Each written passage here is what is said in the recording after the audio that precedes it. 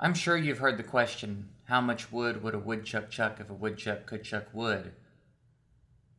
But why are they even asking that question? He can't.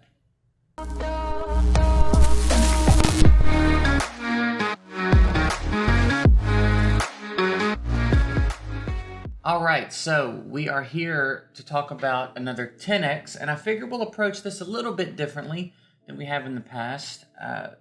Real quick, on the list, we've got Vizier, Harvest Jack, Venus, Occult Brawler, Ursine, Ice Crusher, Stag Knight, Madame Ceres, and Sylar.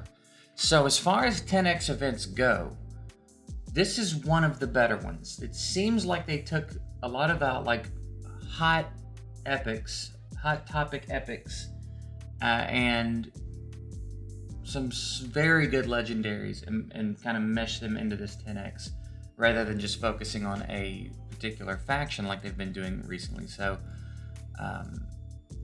now 10x, real quick, your base rates are the same. If you happen to pull an epic or a legendary, then the 10x applies. Okay, so this is not for any newer players that are still figuring out how this works. It's not the same as a 2x. 2x, your base rates are different. 10x, your rates post summon, post shard summon, I guess, are different. If it's an epic, you've got a 10 times better chance of the epic being one of the ones on this list.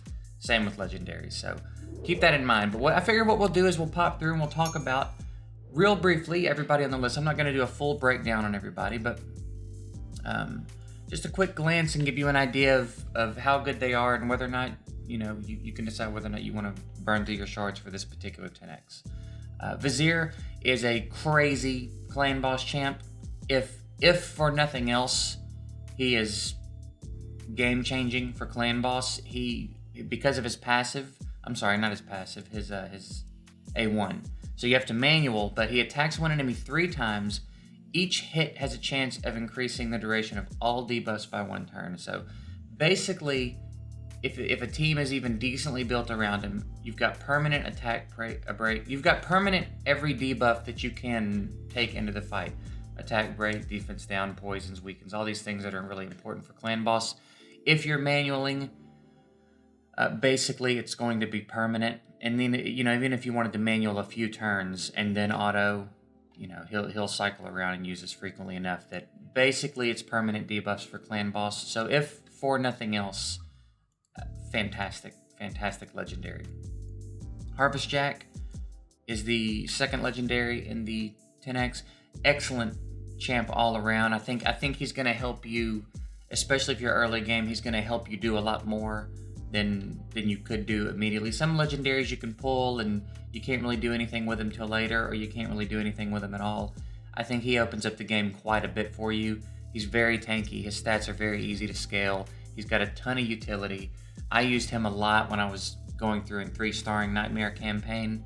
If I'm not mistaken, I finished it off with him and Miscreated Monster together, and he's killer. He's very good. There's, aside from clan boss, I guess, there's really nowhere you can't take him and have him be effective. So excellent. He's going to do good at locking down waves. Again, he opens up the game quite a bit for you. So another really solid legendary. And then of course Venus. Venus is among the more popular champions in the game. She's got the defense break and weaken on her A2. Very reliable. Skilled up is 100% chance. AoE HP burn. She's got some synergy with Cupidus, which, not very many people are going to have the Cupidus-Venus combo, but, and then A1 poisons. Everything she does is very impactful. Again, no content in the game you can't take her into and have her be wildly effective. So, the odds are very low, but Venus is an amazing champ, so if you're after a Venus, now's your, there's a slightly sort of a better chance to get her, I guess I should say. Moving on to the epics, we've got Occult Brawler, another very popular clan boss champ. He's got a very interesting passive in the way that it works with these poisons that he has. He's a great poisoner for clan boss. I think one of the better better budget options. You know, if you don't have the Draco, if you don't have the Venus, if you don't have these champs like this, he is among the top tier of what I would call a budget damage dealer. Not that he can't be great. You know, he's just, if you don't have any of the crazy poison legendaries that are going to, you know, really output ridiculous damage, he's a great option. So not a bad one to have. And I haven't really messed around with him much in dungeons. I heard much about him in dungeons, but I don't see why he couldn't be somewhat effective in there as well. But Clan Boss, he's a pretty good damager. Earth Sign Ice Crusher, I have not really looked much at this dude. Let's take a quick look. He's got block cooldown on his A1. He's got decreased crit rate, AoE on his A2. And then decreased damage buff. He's interesting. I don't know that he's going to be super game changing. I'm sure there's some fun stuff you can do with him, but I don't know that I would mark him down as one of the incredible epics, you know, like a Stag Knight or a Madame Ceres or something like that. Stag Knight, speak of the devil, is really nice. Really, really good for dungeons, and really, really good.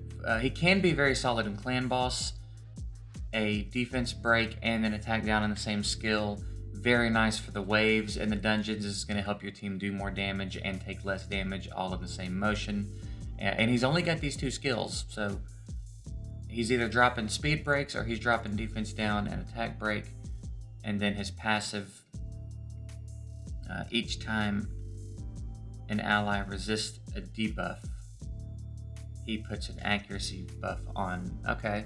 Interesting enough. I don't know that I care too much about the passive, but A1 and A2 are solid. It's a very simple kit, but it is a very effective kit. Great base stats, easy to scale, and there's quite a bit you can do with him. Dungeons, Clan Boss, very solid champ. And next we have, I'll do it like this. Sylar, pretty popular champ. She's got an A1 AoE, which gives her automatic utility in somewhere like earlier game spiders. Maybe if you're building like a counterattack type strat setup for deeper levels in the spiders, if you don't have the royal guards and all that ridiculous stuff you need, she's a good option here. Another AoE, decrease accuracy, could be helpful, I guess, in spider. Maybe the spiderlings would land less poisons if you could throw this up on them, but decreased accuracy is whatever. And then she's got a decreased speed on all enemies and turn meter reduction, which again, very nice for spider. So quite a bit of spider utility here. Also can be effective in dungeons, and I think I've heard people have her smacking pretty hard in arena. So, she's all AoE. And then faction crypt speed lead. So nice little champ. I know that a lot of people like her a lot. I don't have a ton of personal experience with her, but I've heard a lot of chatter about her. People do like her a lot. Her multipliers seem to be decent enough, and she's got a decent enough little kit as far as utility is concerned. So, Sylar, not bad.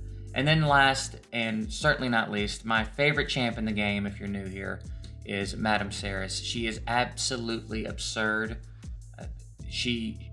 They could change nothing about her and just make her legendary, and it would be reasonable. She is so good.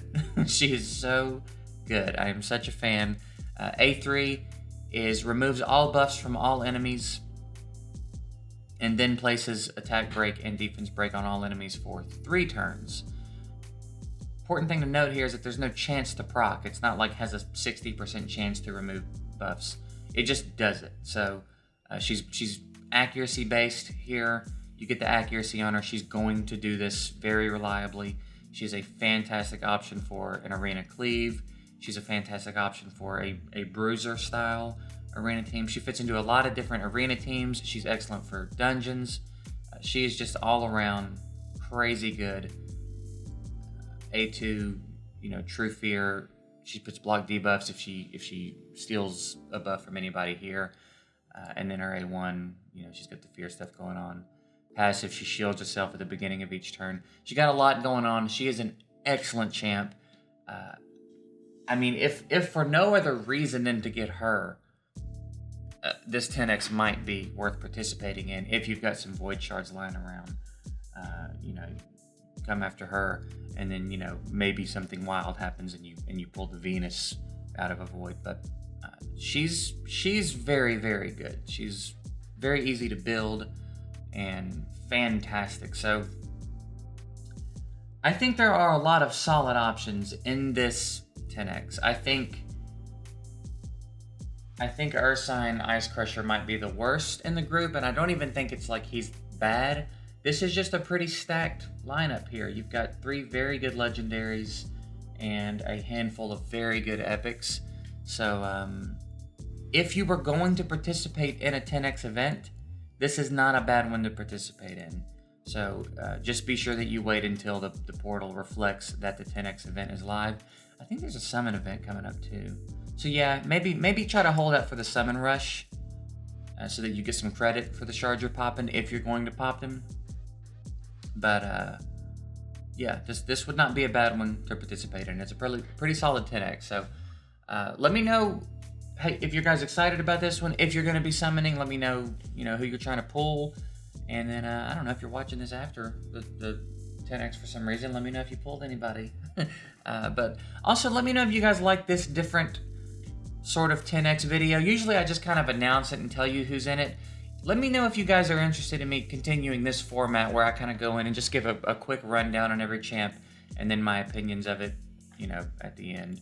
If you just prefer the update, I'll go back to that and we'll keep it going that way. But yeah, I figured we'd try something different today. So yeah, that's it. Hope you guys got a kick out of this. Hopefully it was helpful to anybody that's new.